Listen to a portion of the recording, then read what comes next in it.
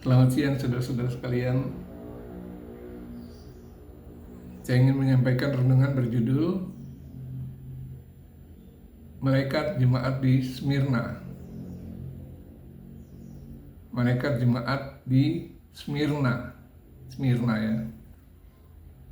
Kita baca dalam Wahyu 2 ayat 8. Wahyu 2 ayat 8 demikian firman Tuhan. Dan kepada malaikat jemaat di Smyrna, tuliskanlah, inilah perkataan dari yang awal dan yang akhir, yang telah mati dan hidup kembali. Saya ulangi sekali lagi, Wahyu 2 ayat 8. Dan kepada malaikat di Smyrna, tuliskanlah, inilah perkataan dari yang awal dan akhir, yang telah mati dan hidup kembali.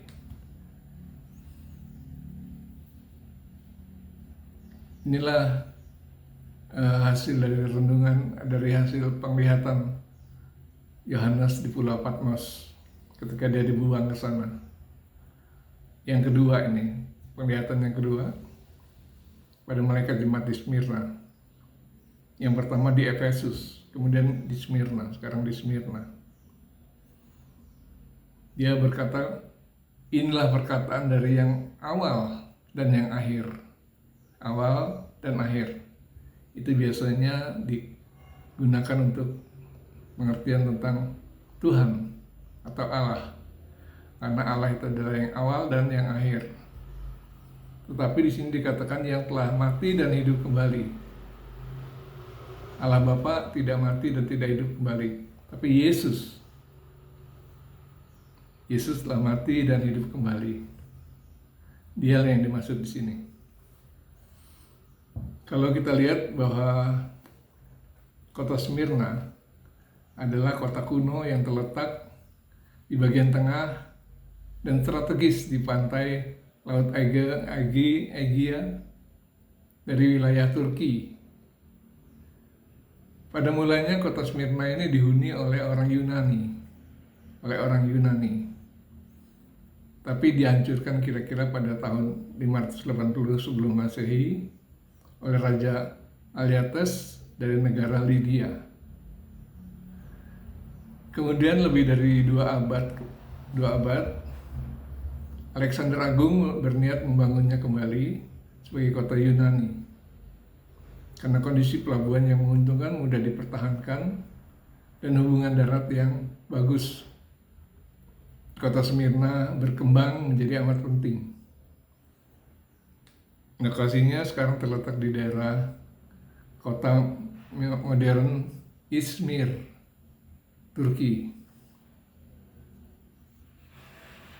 Nah, di sana ada dua lokasi bekas kota itu. Ada dua lokasi bekas kota ini.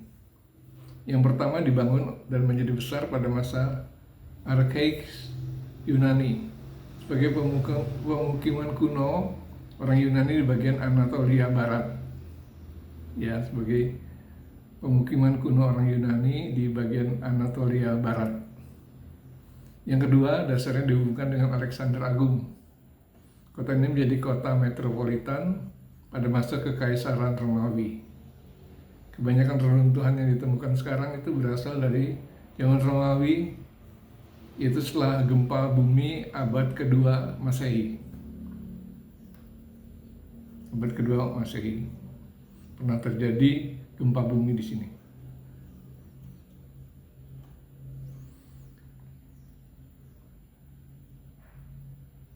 Sebagai salah satu kota penting bagi Roma, Smyrna bersaing dengan kota Efesus dan Pergamus.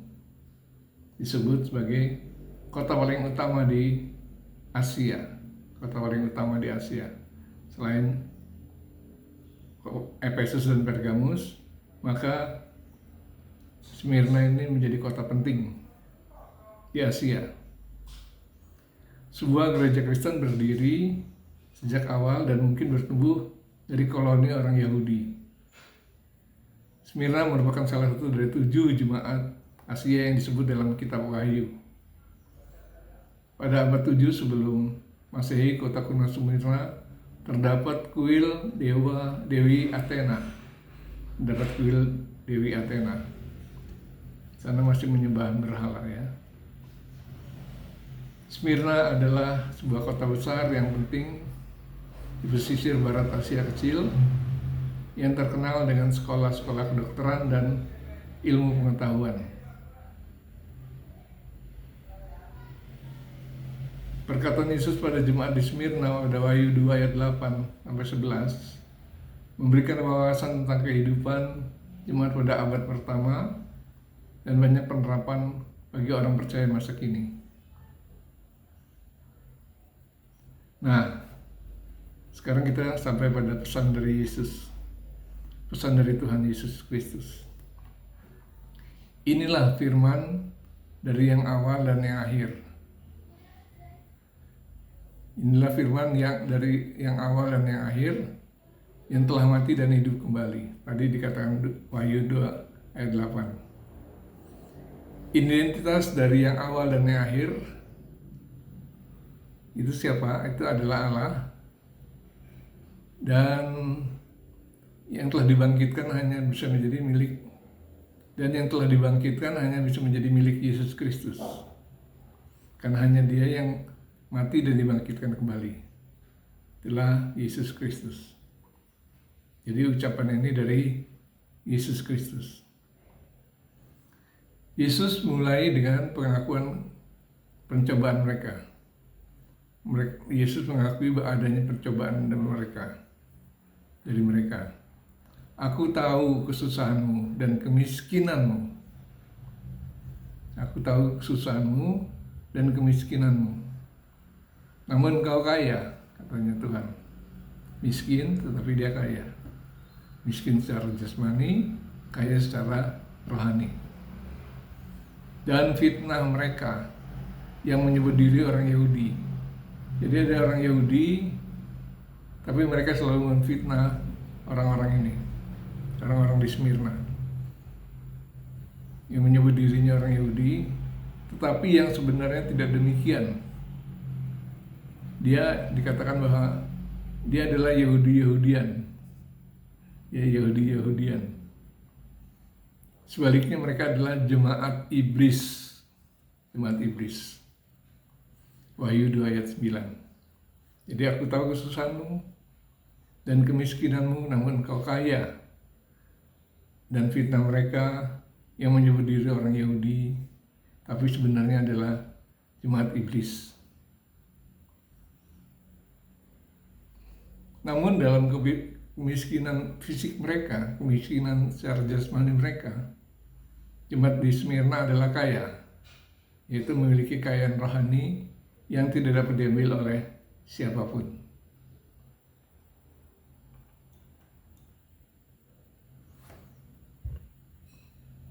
Sekarang kita melihat siapa jemaah iblis itu.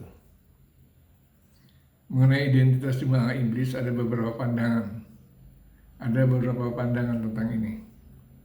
Salah satunya bahwa ini adalah sekelompok orang bukan Yahudi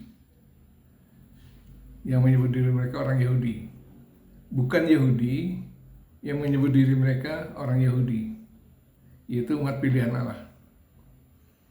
Namun alih-alih mengikuti Yudaisme, mereka yang memproklamirkan diri sebagai umat Allah ini menyembah Kaisar Romawi dan berbicara menentang orang Kristen di Smyrna,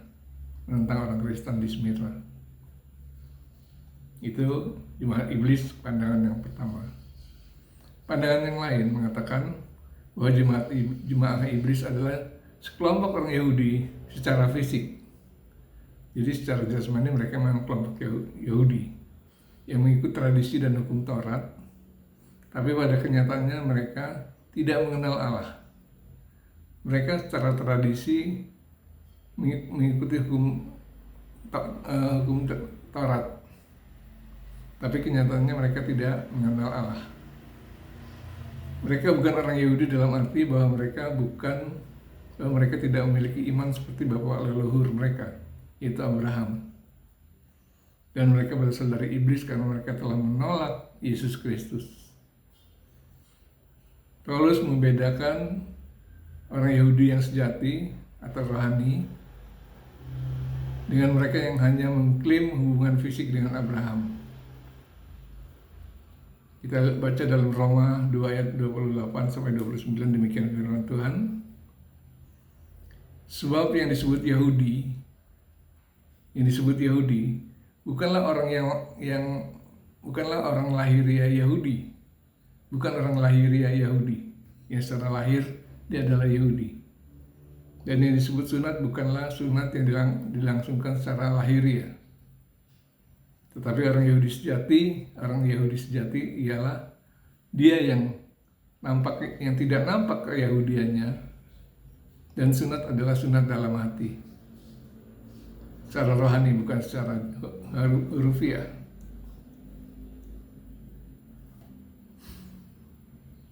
Menambah bobot pandangan yang terakhir adalah fakta bahwa Polikarpus, yaitu murid dari Yohanes, menjadi martir di Smyrna pada tahun 153 atau 153 sampai 155 Masehi. Tidak jelas tanggal berapa, tapi antara 153 sampai 155 Masehi.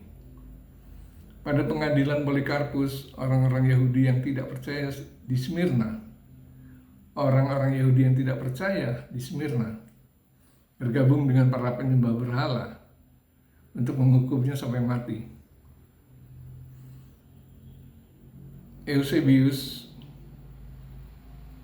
menulis bahwa orang Yahudi yang sangat bersemangat berlomba-lomba mencari bahan bakar untuk pembakaran ini. Ignatius dari Antioquia mengunjungi Smyrna lalu menulis surat pada Polikarpus.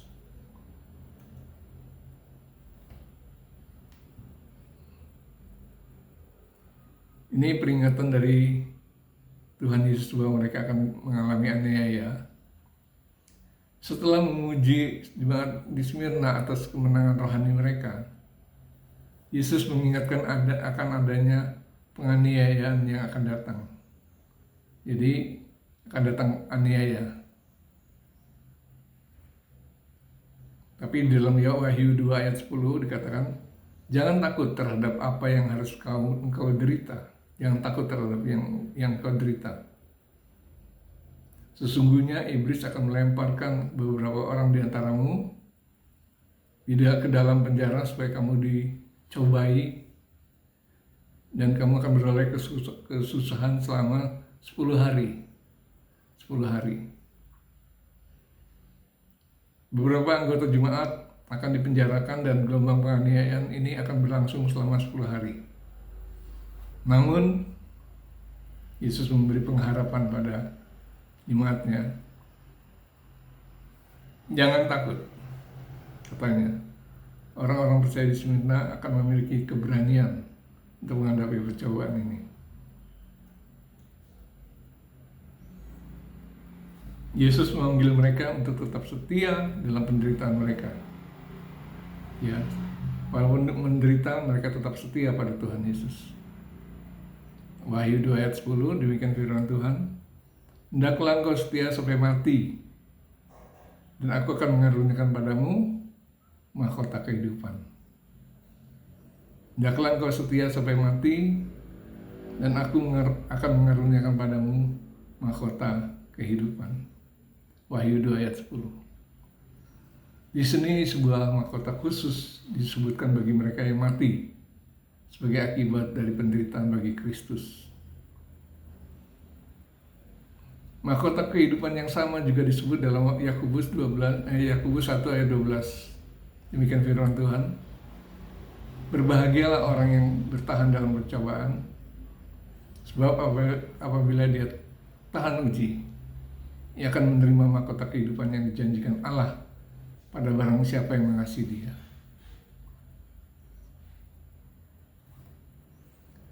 Yesus memberikan janji terakhir kepada orang-orang yang percaya di Smyrna. Wahyu 2 ayat 11, demikian firman Tuhan. Barang siapa menang, ia tidak akan menderita apa-apa oleh kematian yang kedua. Jadi siapa yang menang, orang itu tidak akan mengalami penderitaan di neraka. tapi dia akan masuk dalam kerajaan surga. Orang yang menang atau para pemenang menunjuk pada semua orang percaya. Pada semua orang percaya termasuk kita. Kematian kedua adalah acuan pada penghakiman terakhir bagi orang fasik. Wahyu 2 ayat 6, ayat 14, ayat 21, pasal 21 ayat 8. Orang-orang yang percaya tidak akan terluka sama sekali oleh penghakiman itu.